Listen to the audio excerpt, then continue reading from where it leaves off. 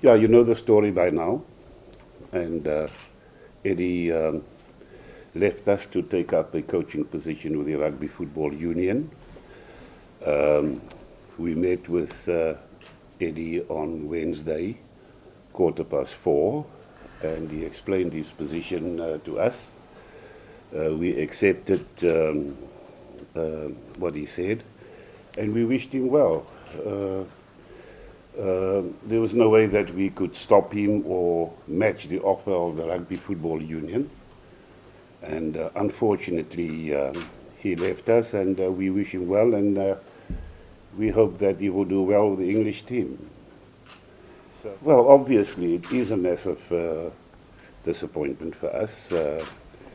We looked forward to new approach, to new ideas, fresh approach to the Stormers. A man with international experience, a man that has really made his mark in international rugby.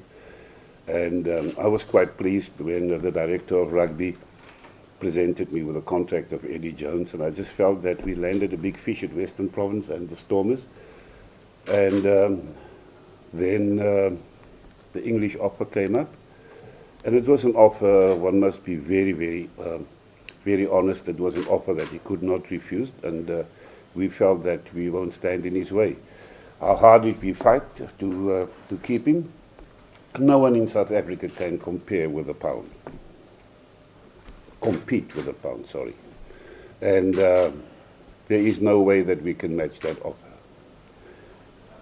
Now, obviously, when I heard it, I went immediately to speak to him about it.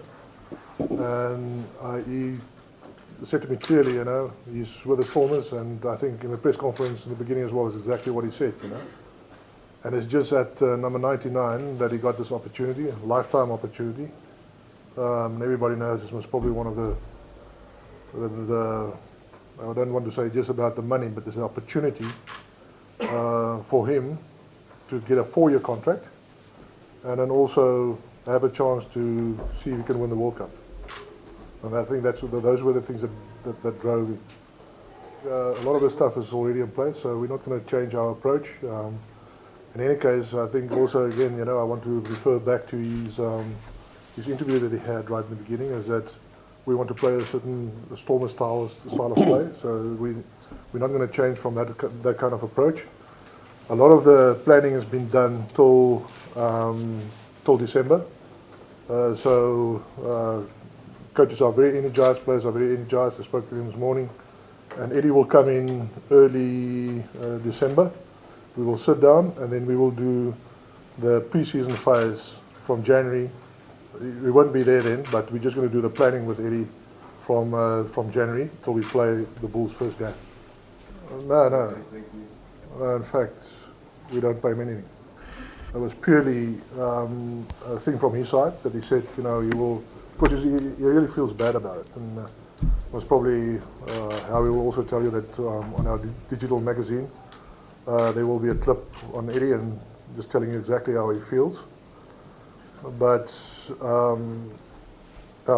you know, it's purely just from his side that he feels bad and he really wants to see that we go ahead properly with what we started. It all depends on his time. So we obviously, it's nice to have him as a sounding board, not just for now but also for the future. And that's a relationship that we struck up with him. And I think you know, he really enjoyed it here. It's just that opportunity was so big that he couldn't refuse it. Yeah, so you know, I'm going to look at all options. Firstly, you know, I think there's a lot of things I would still like to get right in Western Province. There's a couple of our structures that I want us to get in place properly. A lot of work behind the scenes, and you know, if you tie yourself up again with a team, then the system suffers. So at the moment, I'm just going to step in and I'm going to take charge of off-season and pre-season.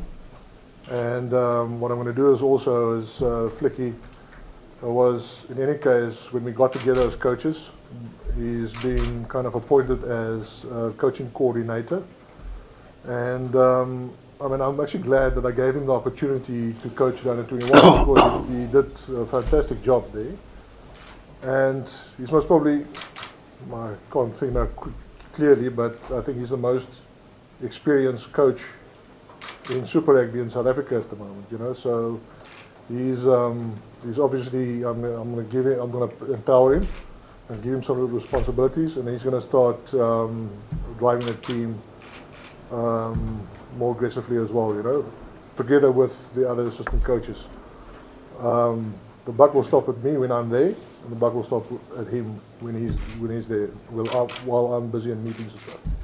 So the way that we want to go is, in any case, in line with a lot of approaches that you see in world rugby at the moment.